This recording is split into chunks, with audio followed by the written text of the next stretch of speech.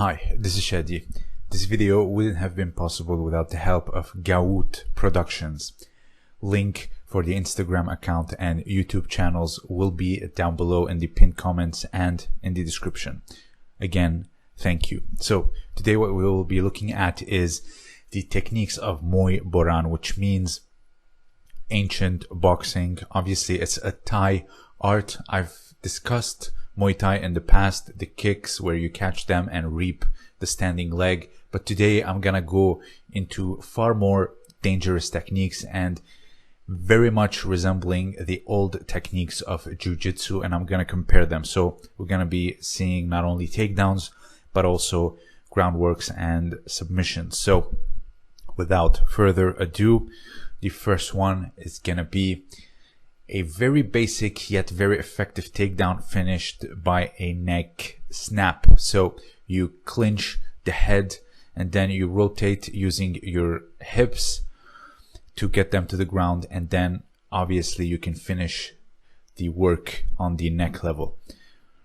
The next one is gonna be very interesting, which is a Ippon Seo Otoshi. I call it Otoshi because there's no leveraging of the hips. It's very important to separate the two. Once you lever the hips, you are lifting them up and then throwing them. But if you do not use the hips when you drop down, it's Otoshi because you are only cutting with your hands and it becomes a drop. Here is the Kodokan demonstration. So notice the hips, they do not move whether you're on one knee or two. You just drop down and cut down with your hands. This is Seoe Otoshi. I'll make a more detailed video about it in the future. Let's take a look at a competition example in the 2016 Olympic Games.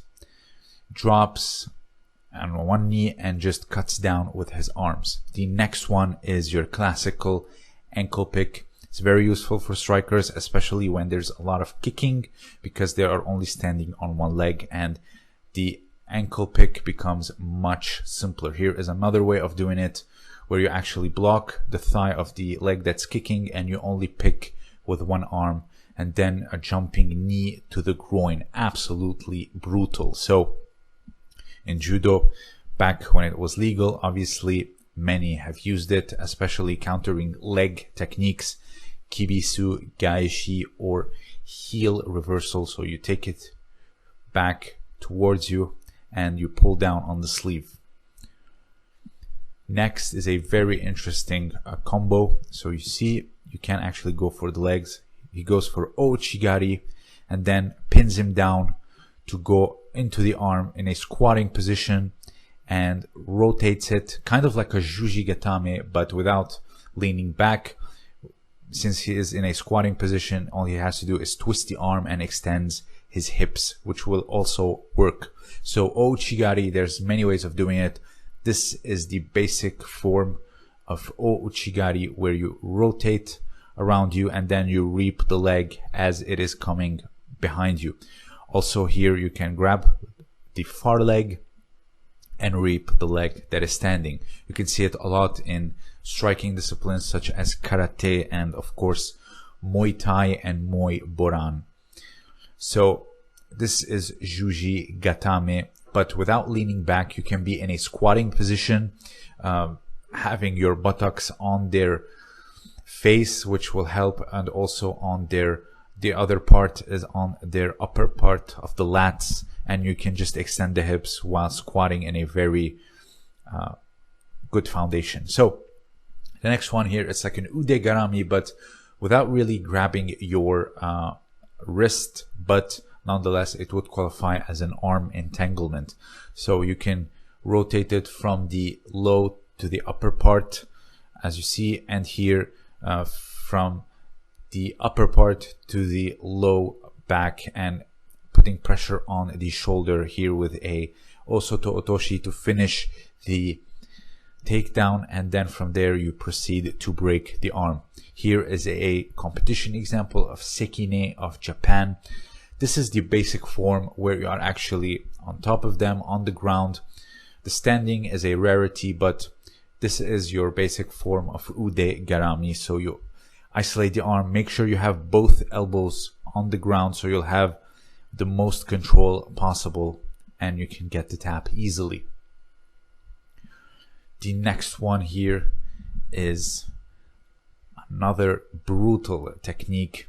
So you grab the leg and then you push the head with a wheeling motion while gripping the leg, and then from there you lay them on your thigh or the upper part of your knee, and then you proceed to execute a spine lock.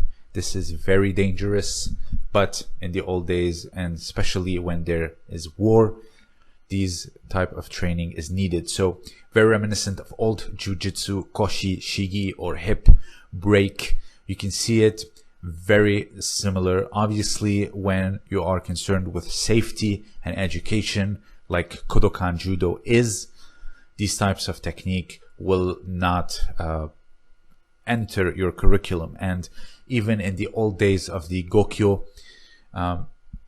there was takedowns that are considered dangerous, like the scissors takedown, but yet you do not see something like this for obvious reasons. When you are just competing and concerned with ethics and education, this technique will not do. Also, this one, a huge spine lock.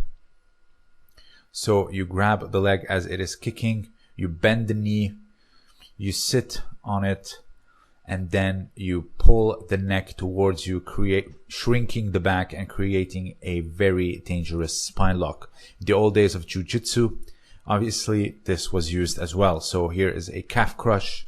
You turn, and then from there you proceed to crush the calf, and also you can lean back and it will create pressure on the spine.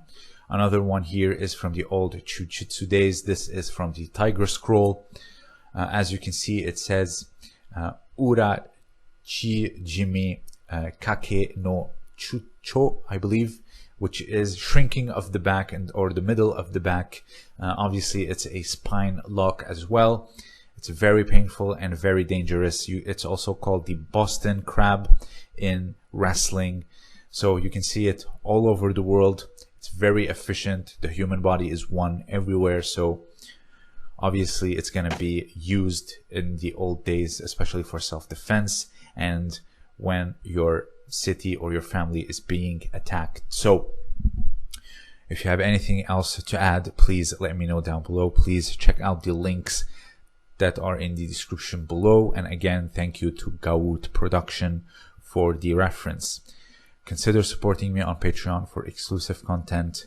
This was Shadi, and as always, thank you for listening.